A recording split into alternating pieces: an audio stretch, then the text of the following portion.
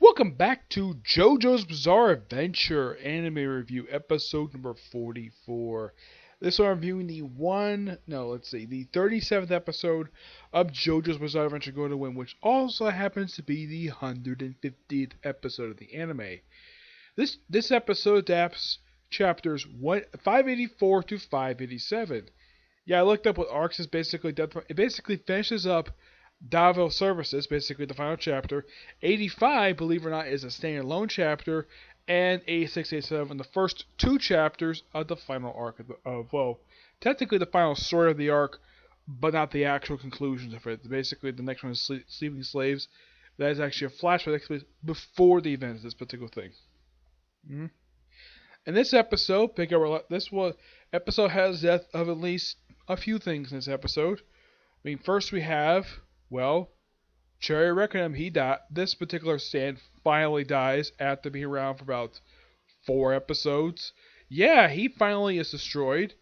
Yeah, it takes a while to destroy him, but yeah, he's done. He's completely done. And also, Barachi dies. Yep, him and his stand Sticky Fingers, or aka Zipper Man. Yeah, he dies too. Yep, and thanks to Cherry Reckoning being destroyed, everybody's bodies for another week, which Gorno already returned to his body already, thanks to, of course, Naroshi dying. Yeah, and what happens to Baraki? He goes to heaven. Yep, he goes to heaven, turns to gold, and then goes straight to heaven. And of course, the arrow itself is sort of tossed around. Yeah, Davido thinks he's got it, like several times, and it falls on the ground, and somehow, someway, ends up in Gorno's hand. Yeah, how it gets there is never explained. And of course, Mista, when he gets back his body, he's like injured. Trish is like fine, and there's like to heal us. And then he decides to just take the arrowhead, stab it into his stand, and everyone thinks that the arrow must have rejected him, but no, it doesn't. Instead, something good happens. His stand transforms from Golden Wind to Golden Wind Requiem, where apparently its ability is to rewind time.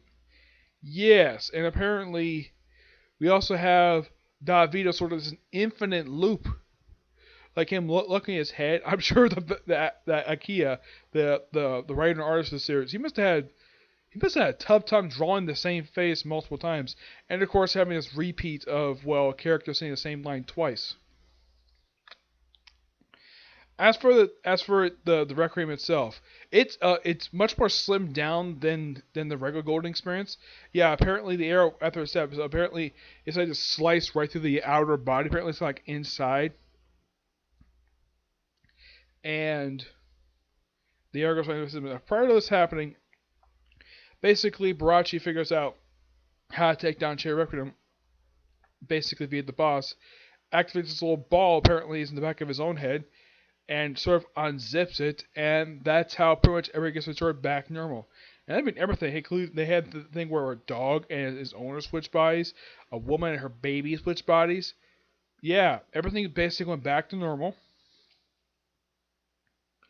Yeah. But this was a really, really good episode. Love it. And it left off at a really good cliffhanger. So it looks like next week we'll definitely get the conclusions to this story. Which, by the way, they only got 2 chapters left of, not the manga per se, but this arc, Golden Experience Requiem. Yeah, the arc itself is only 4 chapters long, which I'm like, that's really short for an arc. Yeah. And from what I've heard, that even note that, yes, there's 2 episodes left. Yeah, there are 2 episodes left to go for JoJo's Adventure Golden Wind. There's also going to be, after the final episode airs, like right afterwards, there's going to be an hour-long special. There's a rumor it might be like behind the scenes of this particular season. My personal hope is it's going to be an adaptation of Purple Haze. Yeah, the light novel takes place right after the events of this particular story. I personally would like it. Heck, I think the light novel for JoJo's Adventure should be adapted, and also it should be released over here. Because here's the weird thing about JoJo's Adventures. It's got like about half a dozen, like at least about 6 mangas. Not 6 mangas, 6 light novels. And here's the weird thing. They've never been released over here. There's a Japanese version of these light novels, and there's an Italian release for this thing. There's no U.S. release, surprisingly. I mean, a lot of the other series I've read only have their light novels released over here, but not JoJo's Bizarre Adventures. Nope, not that one. So yeah, fantastic episode. Cannot wait for next week. This episode is really, really. Oh, one other thing I gotta mention this before I exit the video, that the opening house actually throw in sound effects for certain things. You like hear some walking. We hear there actually is Aerosmith basically firing its bullets, and you hear the propeller. You see Mista's firing his bullets, and basically yeah, you hear all these sound effects. Pretty much, it's a normal opening thing that's been in there for quite a while, and it's the second one for this particular season because the original was different than this, and so yeah, basically they threw in sound effects along with the actual song itself, which I don't mind that at all. I don't know if this is gonna be here. I don't know if this particular thing is gonna be there for the last two episodes. I probably don't think so, but they have done in previous seasons where they've actually had it where they've actually had sound effects to the opening titles aside from the music.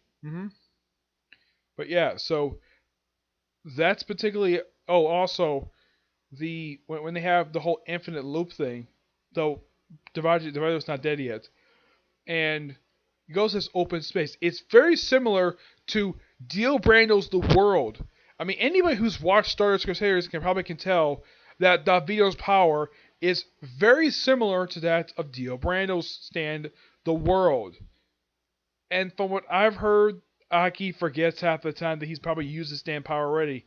But here's something uniquely different from the world compared to Emperor Crimson. Crimson can actually erase a few seconds of time. Dio can only stop time for about 30 seconds. Basically, yeah, he can basically move around in his own world. And Jotaro's stand is very similar to his. Maybe that Giorno's stand is very similar to that of his father's. Who knows? Because here's the thing. I don't think as far as I know, he never finds out who his father is at all. He doesn't really know. His father was one of the most hated, one of the most despicable men in the history of the series. Yes, Dio Brando, who also happens to be one of the most popular anime villains of all time. Yep. So yeah, that's particularly it for this particular review. My next review is going to be a movie review, okay? But do see you next review. Bye.